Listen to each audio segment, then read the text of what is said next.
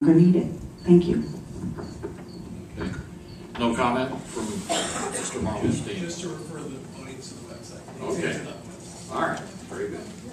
If you didn't hear that, he's referring folks who want to get Danny Marmelstein's stand on a particular issue to take a look at his website. All right. Can you speak to your vision for our schools? You folks are candidates for county commission, but we have a county school district here as well, as everybody knows. Anybody want to tackle that?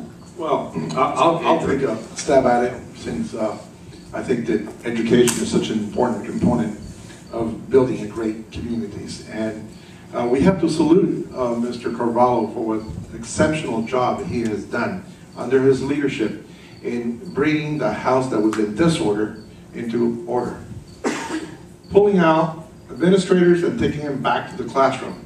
But like in every community, we need to work with the whole educational system. And in Miami-Dade County, we are very fortunate to have great universities. University of Miami, St. Thomas, which I graduated from. I had to mention my alma mater. Barry University, Florida Memorial. There are a number of great universities, and we can't forget, Miami-Dade College is the #1 community college in the country. An exceptional program. And I can guarantee that if not most of us had, in this room probably at one point may have gone through them. I went through Miami-Dade Community College, but yes, we need to work with our partners, our educational partners, to make that happen. All right, we're still going to stick with the 1-minute rule on every question. I'll have to speak faster then. That's right. All right, it's all about partnerships. My kids, I'm a product of Miami-Dade schools. My children are products moving up. My wife, we believe very strongly. Yes, we have a school board, but we have to work together. We don't have the luxury anymore for everybody to duplicate services, duplicate things. In Palmetto Bay, let me tell you what we've done. We've assigned a police officer to every school. They don't go into school, but we try to get the kids to the schools safely. Safety is important. Getting people in and moving is important. We've upgraded crosswalks. We've worked with them on developing a bicycle pedestrian master plan, not just for the schools, but that is an important element in there as well. Because if you've all seen the improvements on the bike path, which by the way starts, people go all the way up to Key Biscayne from there, but you really think about it mostly from the circle, Cocoa Plum Circle, down to US 1, where it bleeds out finally down Alapata and other areas. It even goes down to the Everglades. But anyway, there's a lot of work you can do together with the schools. Joint use of fields, where you can work together, where you don't have enough parkland. That relieves schools and some expenses for them as well. There's a lot of opportunities. All right. Mr. Alvarez, a comment? 1 minute. I'm sorry, my mom would just want you to be saying Mr. Harum. Mr. Harum Alvarez. Excuse my whole last name. My dad's name was Al Harum, in case you know him. My wife and I put our names together. We were married. So, I was a school teacher for 15 years, and to raise my family, I founded a business, and that business quickly became successful enough that I did what? I went back to volunteering in school, because that's how important it is. At Kenwood, I headed up a hammock committee. The Kenwood's Hammock is a famous location worldwide. Folks actually fly to Miami to visit Kenwood's, right on the campus of Kenwood School, to add to their life lists, to cite birds that they can only see there. There is nothing like education to make an immigrant community like what we have here work. This is what brings us together, the place where folks are together on the same terms. But the thing is, as Abdulio said, it's not just at the elementary school level. Folks come to this community at all different ages with all different needs.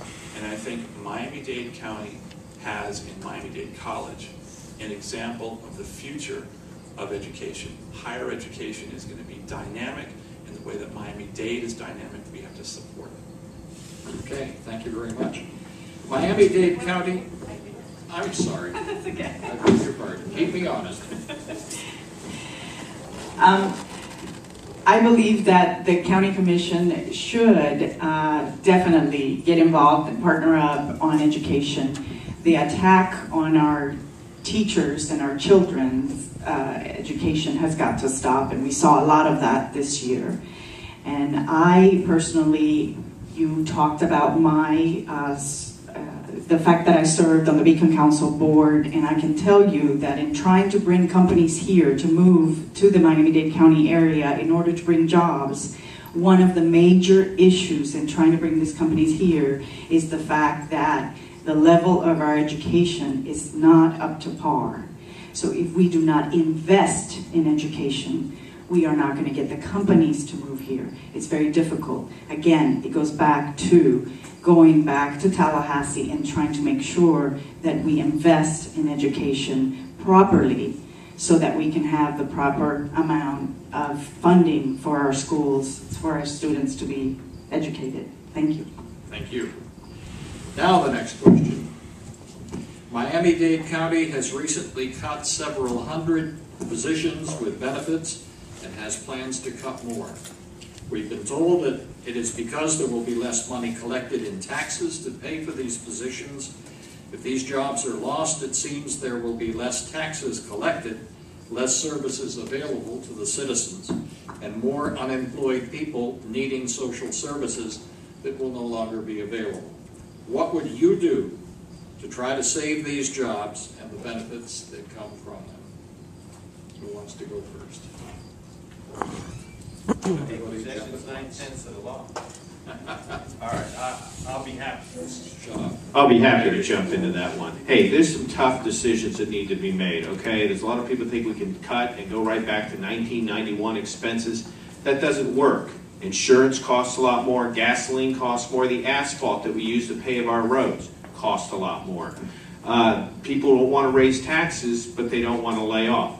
Well, one of the things we need to do is budgets by law have to be done every year. But the only one that's been talking about trying to do for a 3-year period a big review and sunset a lot of programs. You have to figure out government needs to rethink of itself more of like a consumer of goods and services. We have to get back like we did when we first started Palmetto Bay and say what level of service do we want, and we need to go back, we need to review. It's a one-time zero-based budget, review and figure out. But you know, services are not provided by vending machines, they're provided by people that get salaries.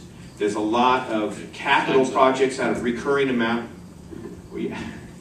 It's a 3-year question you've asked. I've tried to summarize in a minute, but there's a lot we can do. Okay.